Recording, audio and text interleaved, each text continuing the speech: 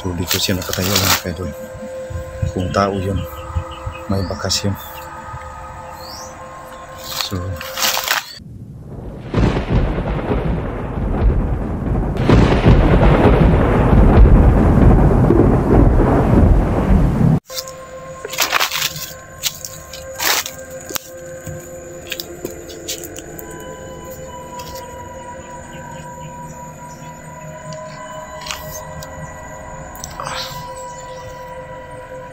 yan mga kaidol, no? Tuloy pa rin yung ano natin.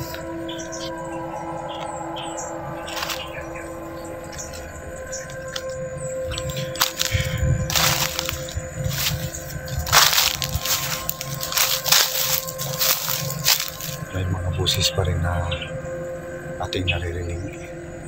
Iba't ibang boses talaga mga kaidol. Iwan ko kung anong mga klaseng elemento naririnig ko. Yan. Ando na naman yun. Bibigyan na pala ng friend. Parang gusto talagang may sabihin sa akin ito mga kaidol.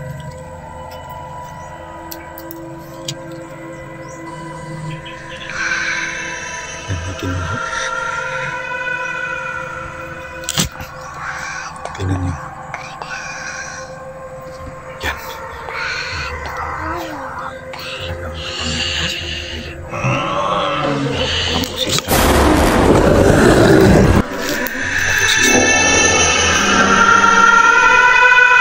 Boses tayo naririnig pero hindi natin sila nakikita. Ang nagpapakita lang dito mga kaidol, yung kaibigan na pinadala ni Brian. Kaya susundan ko.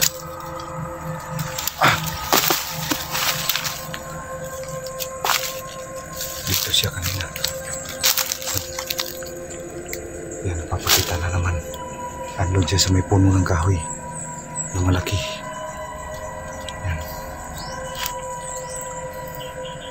Yan, may tinuro na naman. Kaidol, tingnan niyo. Susundan ko talaga yan.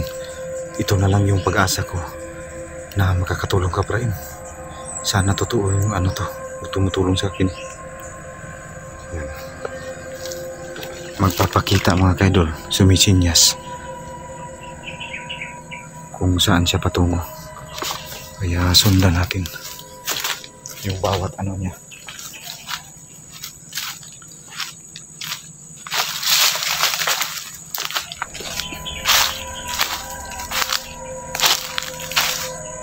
Dito siya kanina. Hindi talaga humiwalay yung mga iba't ibang boses mga kaidol. May boses bata, may boses tikbalang.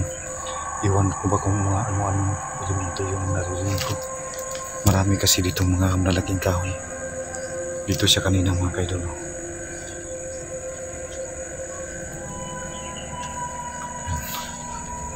Tuloy tayo. Hindi natin wala itong ulukot yung mga kaidol.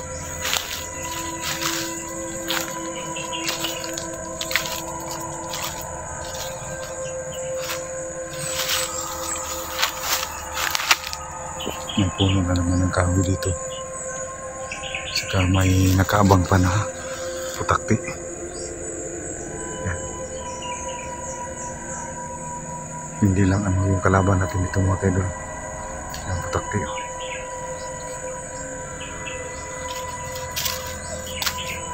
Yan, yung mga busis, parang busis na ano. Iba't ibang busis yung mga kaidol.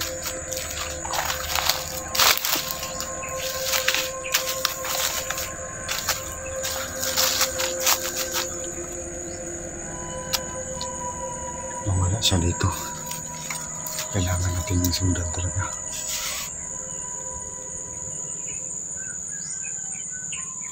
Sobrang ano tong lugar mga kaidol.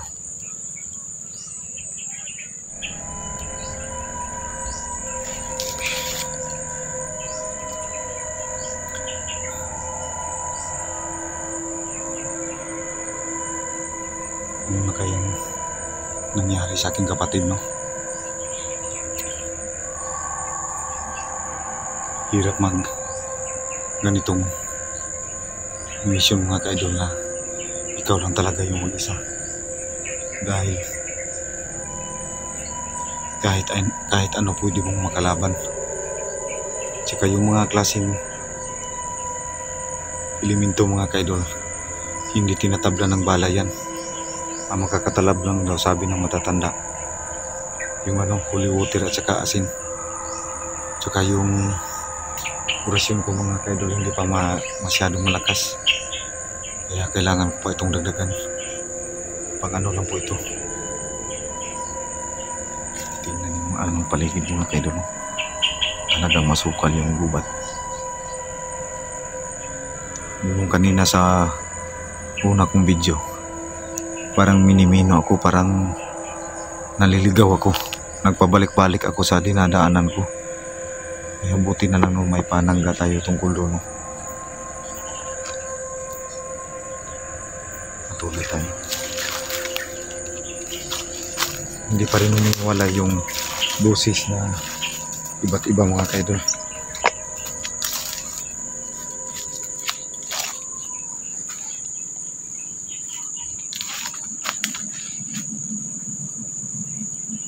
Yan, iba't ibang boses.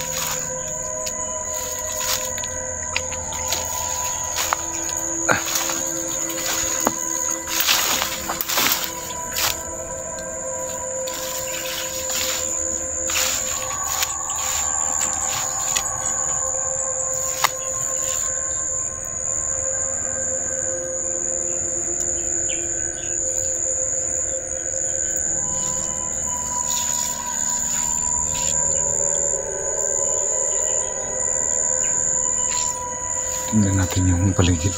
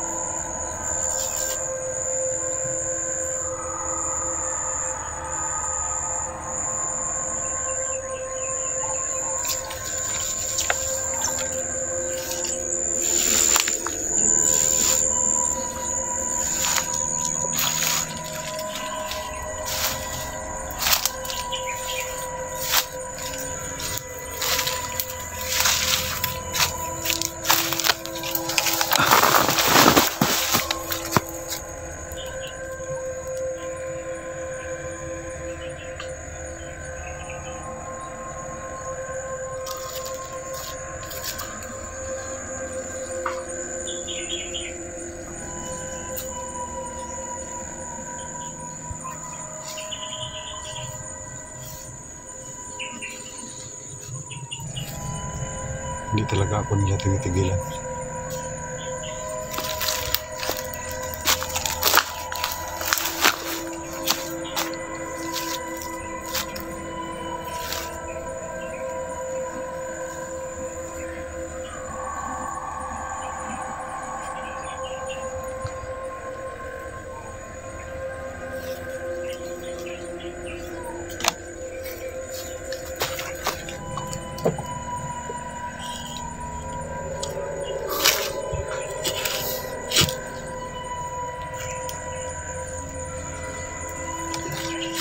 Wala yung piling ko dyan. Dyan naman. Tingnan niyo mga kaidol. Yan.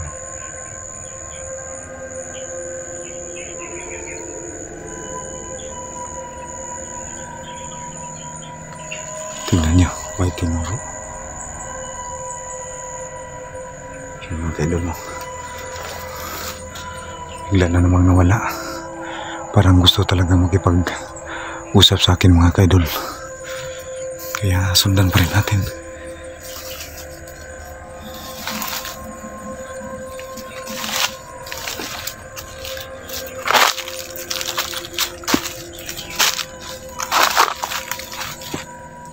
Parang ano ko mga ka-idol ha. Inano ako. Dito yung anong kahoy na ano ba.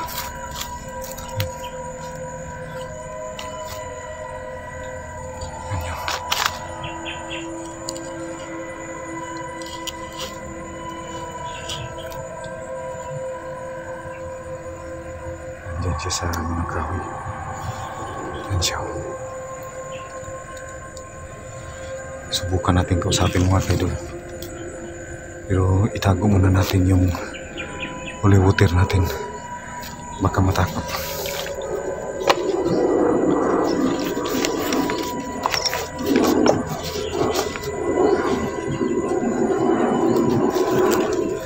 May busis na naman. Kinikilabutan ako dito mga kaidol. Subukan natin kausapin.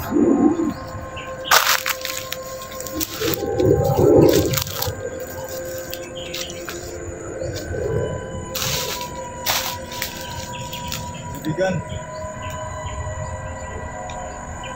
sana tulungan mo ako na mahanap yung itlog ng tulabong kasi talagang kailangan ko na.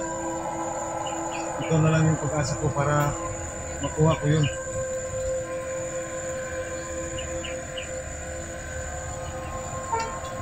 Sana matulungan mo ko kaibigan. Naawa na ako sa kapatid ko. Pati pamilya niya.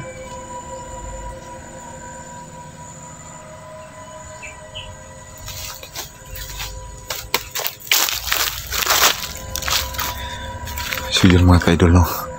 Yung ibig niyang ipahiwatig. Handa naman daw siyang tumulong. Ang sabi niya sa akin mga kaidol, ang itlog ng tulabong ay binabantayan nung humatak sa akin sa kuweba. Pero wala doon sa kuweba mga kaidol. Hindi ko pa alam. Kaya nakahanda raw siyang tulungan para kay Ephraim. Kaya susundin ko yung utos niya mga kaidol. Sana makuha ko na yung itlog ng tulabong. Yan mga kaidol no. May ano siya gusto siyang sabihin sa akin. Uli, gusto niya akong palapitin. So tanungin ko siya ulit kung totoo ba yung ano niya na yung nakabantay sa itlog ng tulabong ay yung lamang lupa na nakalaban ko doon sa kuweba. Kaya lalapitan ko mga kaidol. Sana mga kaidol no, magtagumpay ako mga kaidol no, sa misyon na to. Kasi nakapaka delikado na. Naawa na talaga ko kay Ephraim. Lapitan ko.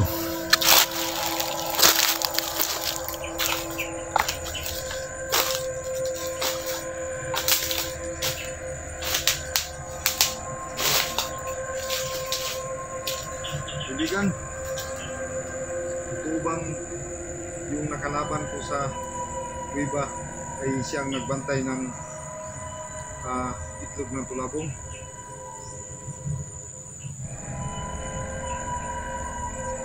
Ganun ba?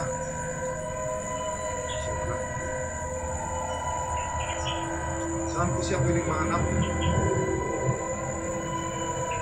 Salamat, kaibigan, na ikaw yung tutulong sa akin. Pwede mo ba akong masamasang kaibigan para may protection mo?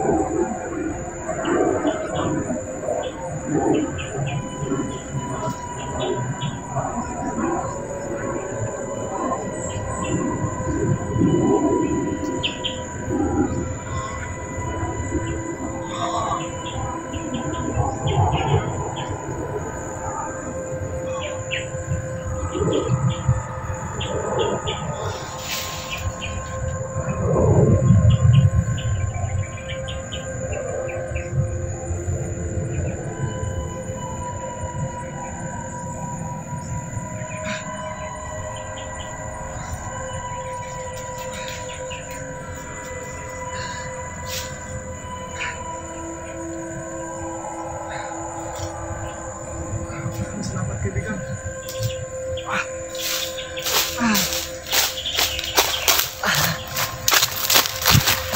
Binabas-basan niya ako mga kaidol. Maraming salamat to. So sana makatulong yung ano niya sa akin sa pag ng itlog ng tulabong. Totoo yung sinabi niya na yung itlog ng tulabong mga kaidol ay binabantayan yung lamang lupa na nainkwentro ko sa kuiba, yung humatag sa akin sa kuiba. So pagpatuloy natin yung mga kaidol. So yan mga kaidol, maraming salamat sa pagpaspas. So puntahan natin yung tindigan niya.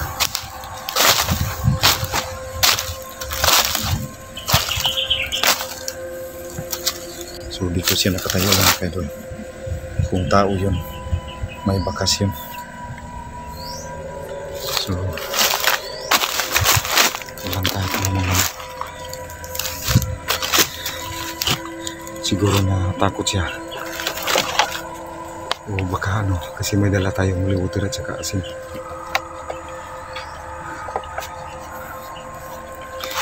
Yan mga kaidol.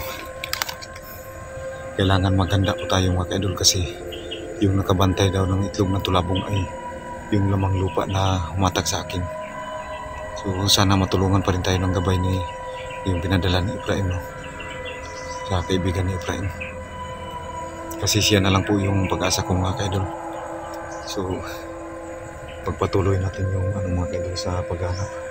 Sana hindi to humiwalay yung gabay na to sa atin para maging proteksyon. So mga kaidol, wag na rin po kayong mag-alala mga kaidol kasi may basbas na po siyang inano sa akin. So kahit papano mga kaidol, pagkukunin natin yung itlog ng tulabong ay may panglaban tayo sa laman lupa na humatak sa akin doon sa kuiba. Makakalaban na rin po tayo mga kaidol. Kaya may panangga na po tayo kahit ano lang po yun.